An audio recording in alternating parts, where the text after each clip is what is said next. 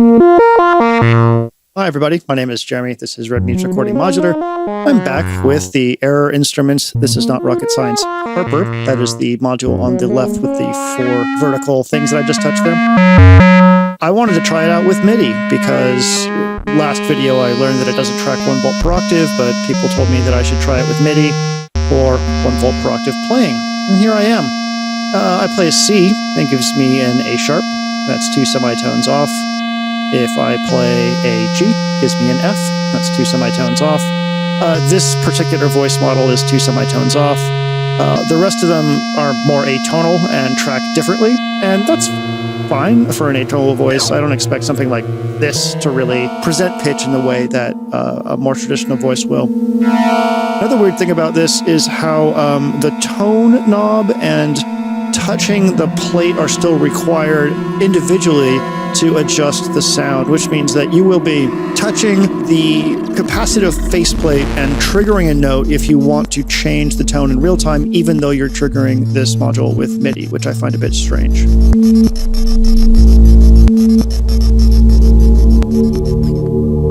I like this sound. I guess Paul from Error would probably call this a normie sound.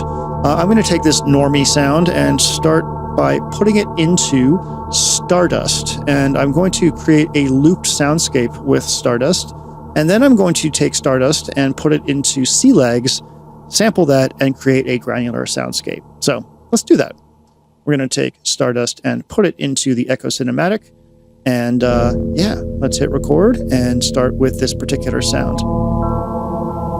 Just getting my tone dialed in, then I'll hit record, and we will just let the LFO coming out of peak adjust this sound over time while we record our first loop, which sets the loop length in Stardust. All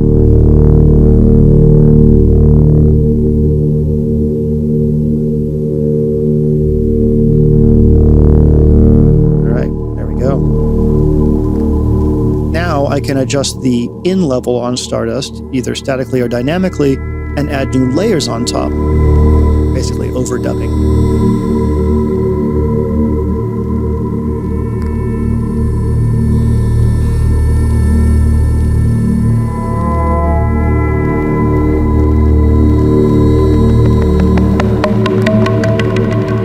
Have it fade in, even when you're playing more rhythmic stuff like this.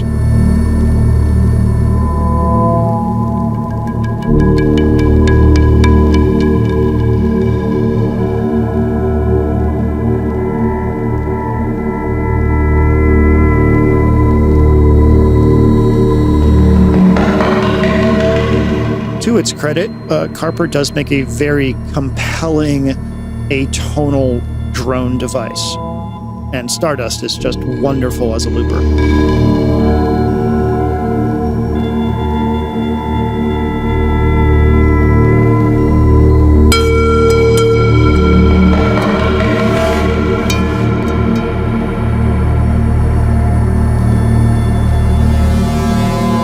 That is the in-level knob that I'm playing with on Stardust there.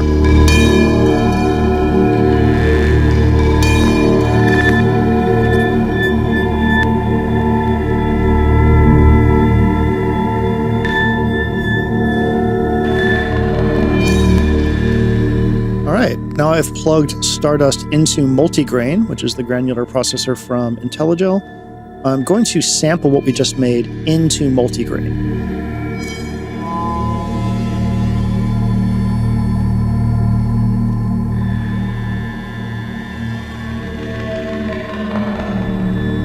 Alright, that's enough. Save that sound there. Now I'll go ahead and get Stardust back into the Echo Cinematic and plug Multigrain into its own output and adjust the grain settings for what we sampled to create a sort of rhythmic interpretation of it, as you can hear, with pitch modulation with the quantized settings on Multigrain set to an octave, a fourth, and a fifth.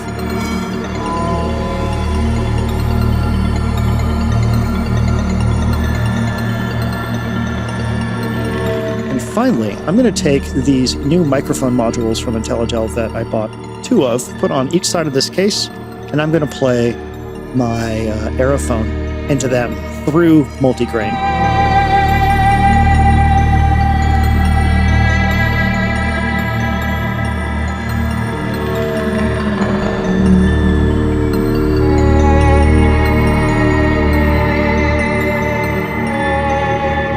Now, because the pitch on Kharper is so strange, I actually have no idea what my root pitch is here, so I keep on trying to adjust the transpose function on the Aerophone to match what feels like the drone's center, but I never quite get it. So this ends up sounding very wonky and kind of freaky, which I think I like.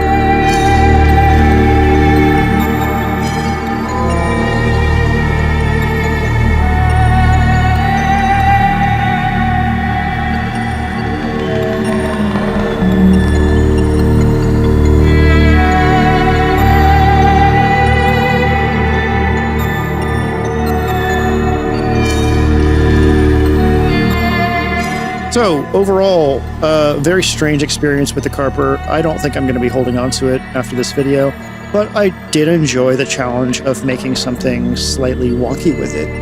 It's always good to be challenged with sound sometimes to see how it can surprise you. Anyways, that's all from me. Thanks so much for watching. My name is Jeremy, and I'll see you in the next video. Bye.